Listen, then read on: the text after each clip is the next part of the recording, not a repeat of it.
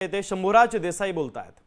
साहेबांनी स्थानिक अधिकाऱ्यांच्या बरोबर सीआयडीच्या अधिकाऱ्यांच्या बरोबर फोनवरून संपर्क साधला आणि या प्रकरणात कोणालाही स्पेअर करू नका असे सक्त आदेश काल माननीय सीएम साहेबांनी दिले होते।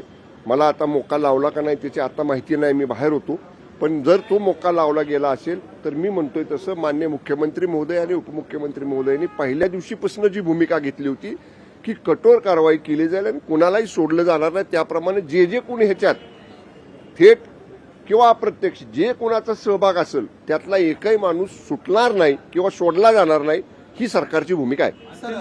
देशमुख यांच्या बंधूंनी काल आंदोलन केलं होतं, एसआयटी मध्ये आता बदल करण्यात आलेला आहे, मुक्का लावण्यात आलेला आहे, पण विरोधक आरोप करतात की फडणवीस आणि वाल्मिक कराड यांचे संबंध काय, विशेषतः संजय राऊत संजय राऊतांना बरं का, संजय राऊत काय बोलतात त्याच्याकडे आम्ही गांभीर्याने बघत नाही। तुम्ही बघा गेल्या 2.5-3 वर्षापासून जे संजय राऊत बोलतात त्यातली एकही गोष्ट कधी आजपर्यंत खरी ठरलेली नाही। आता सगळ्या आरोपींना अटक केली, त्यांना कलम लावली, त्यांना मोक्का लावला, त्यांची आता एसआयटीतल्या काही कर्मचाऱ्यांच्या अधिकाऱ्यांच्या बद्दल तक्रार होती तर त्याच्यामध्ये फेरबदल केला। म्हणजे पारदर्शकपणानं या सगळ्या खुनाच्या प्रकरणाचा तपास शासन करतंय, पोलीस करतायत आणि आपल्याला सुद्धा सगळ्यांना माहिती आहे महाराष्ट्र पोलिसांची खासियत आहे, महाराष्ट्र पोलिसांचा नावलौकिक आहे। कुठल्याही प्रकरणात कितीही शातीर जरी असला कोणी आरोपी तरी त्याला शोधून काढणं ही महाराष्ट्र पोलिसांचा नावलौकिक आहे। त्यामुळे महाराष्ट्र पोलीस या प्रकरणाचा सुद्धा 100% छाडा लावतील। मंत्रिमंडळातला एक जण यामध्ये सहभागी आहे असं देखील सांगितलं जात आहे, कारण की ज्या पद्धतीने सगळे संबंध जोडले जात आहेत। नाही, कुणी काय आरोप करावे याला अर्थ नाही। मी बघा तुम्हाला सांगितलं या सगळ्या गोष्टीचा तपास सुरू आहे, सगळ्या गोष्टींचे जाबजबाब सुरू आहेत, तपासामध्ये सगळ्या गोष्टी हळूहळू पुढे येत आहेत।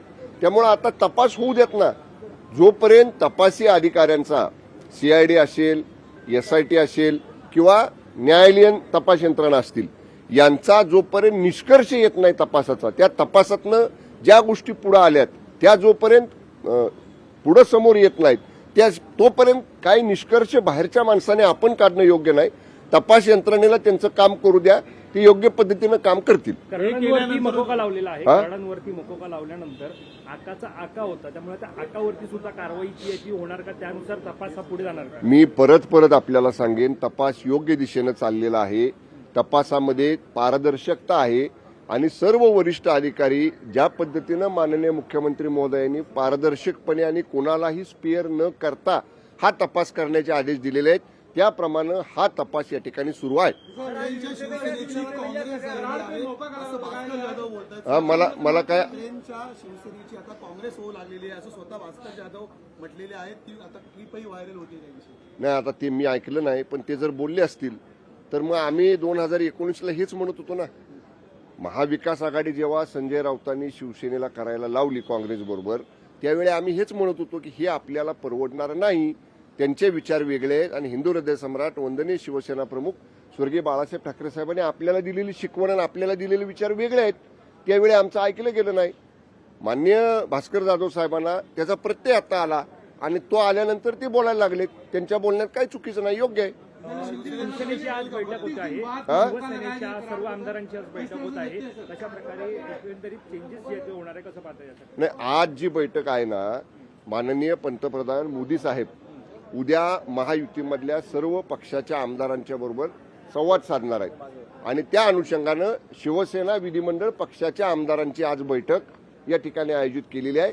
त्यामुळं माननीय पंतप्रधान महोदय महायुतीच्या आमदारांना पुढच्या कालावधीसाठी जो काही आदेश देतील, जो काही कार्यक्रम देतील किंवा कशा पद्धतीनं काम करावं, लोकांच्याशी कशा पद्धतीनं लोकांच्यापर्यंत पोहोचावं, विकासाच्या योजना केंद्राच्या आहेत, राज्याच्या आहेत, त्या कशा।